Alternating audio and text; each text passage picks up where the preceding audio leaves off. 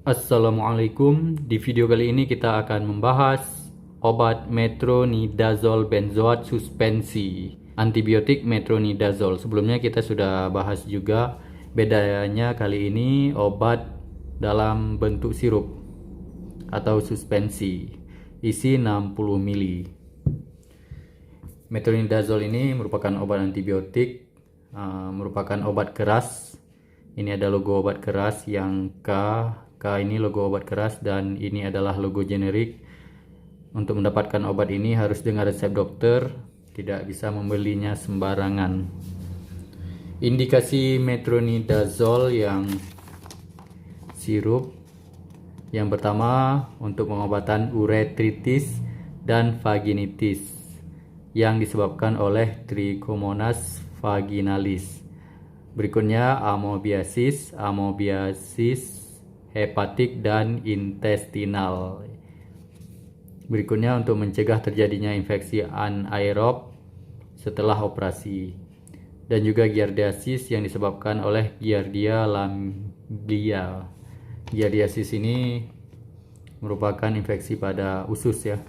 Kontraindikasinya untuk yang hipersensitif terhadap metronidazol dan komponen obat lainnya, dan tidak boleh diberikan selama trimester pertama kehamilan. Berarti ini tidak boleh diberikan pada ibu hamil 3 bulan pertama. Komposisi tiap sendok takar 5 mili suspensi mengandung metronidazol benzoat setara dengan metronidazol 125 mg. Cara kerja obat metronidazol merupakan turunan 5-nitroimidazol yang memiliki aktivitas trichomoniacid, anaerobicid. Disposisi metronidazol dalam tubuh dalam bentuk oral dan injeksi intravena adalah sama dengan eliminasi waktu rata-rata pada manusia sehat adalah 8 jam. Metronidazol dapat dideteksi di dalam cairan cerebrospinal, saliva dan air susu dengan konsentrasi sama dengan yang terdapat di plasma. Konsentrasi bakterisidal metronidazol juga terdeteksi di dalam nanah dari abses hepatik.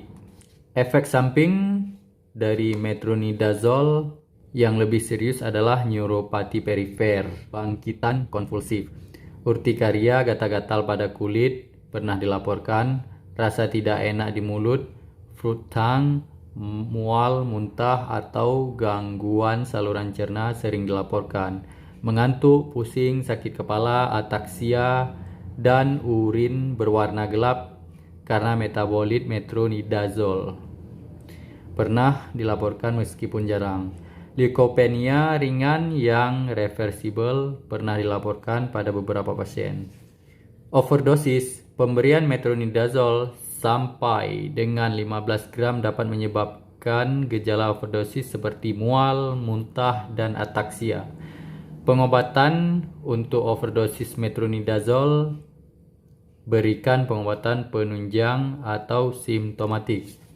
Jadi rata-rata efek samping dari antibiotik itu ke pencernaan ya, mual, muntah.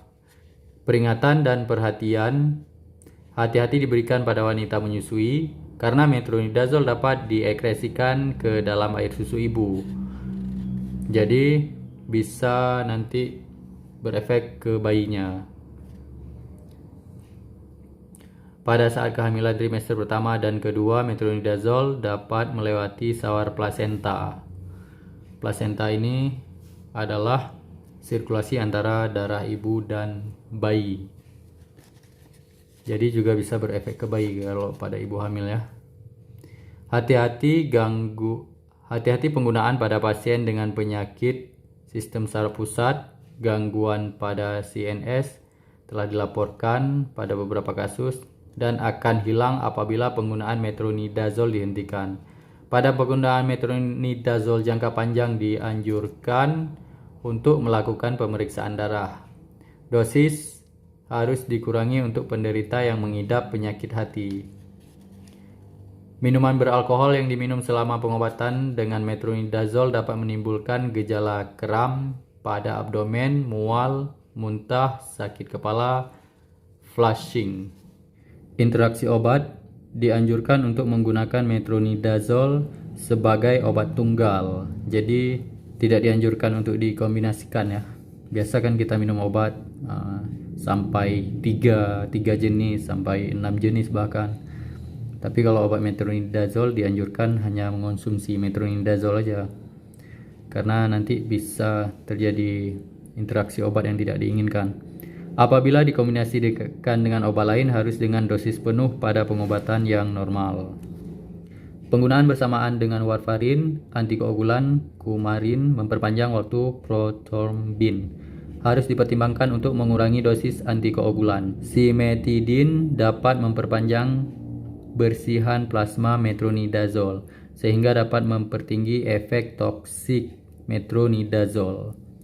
Reaksi psikosis telah dilaporkan pada saat penggunaan metronidazole bersamaan dengan disulfiram dan alkohol. Dosis metronidazole benzoat suspensi diberikan 1 jam sebelum makan. Untuk amoebiasis, dewasa sehari 3 kali 750 mg selama 5-10 hari.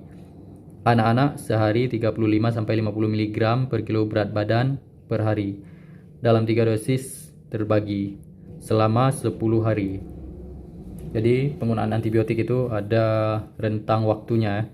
Walaupun kita sudah merasa baikan harus tetap kita konsumsikan agar bakteri yang membuat kita sakit itu benar-benar habis, benar-benar mati semua bakterinya. Jadi kalau ada bakteri yang sisa nanti bisa menyebabkan resistensi. Jadi tidak mempan lagi pada dosis dan obat yang sama. Untuk trichomoniasis dewasa 2 gram diberikan sebagai dosis tunggal selama 1 hari atau 500 mg 2 kali sehari atau 250 mg 3 kali sehari selama 7 hari. Anak-anak 15 mg per kilogram berat badan per hari dalam 3 dosis terbagi selama 7-10 hari. Pada wanita dianjurkan 3 kali 250 mg per hari selama 10 hari. Bila diperlukan pengobatan ulang, perlu istirahat selama 4-6 minggu. Pada terapi ulang, diperlukan pemeriksaan jumlah sel darah putih sebelum, selama, dan sesudah pengobatan. Untuk giardiasis, dewasa 250 mg sampai 500 mg 3 kali per hari selama 5-7 hari. Atau 2 gram sehari sebagai dosis tunggal selama 3 hari. Anak-anak 5 mg per kilogram berat badan 3 kali sehari selama 5-7 hari.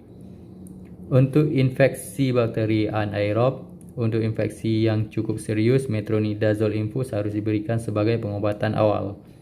Dewasa 7,5 mg per kilogram berat badan setiap 6 jam. Kira-kira 500 mg untuk berat badan dewasa 70 kg. Maksimal 4000 mg sehari selama 7-10 hari. Sebelum penggunaan, seperti biasa, kalau yang obat sirup itu dikocok dahulu. Dan ingat ya, jangan lupa harus dengan resep dokter. Sebelumnya teman-teman, video tentang obat ini hanya sebagai edukasi dan informasi obat agar kita tidak minum obat sembarangan dan agar kita waspada. Terima kasih telah menonton, semoga video ini bermanfaat. Sampai jumpa di video berikutnya. Assalamualaikum. Until next.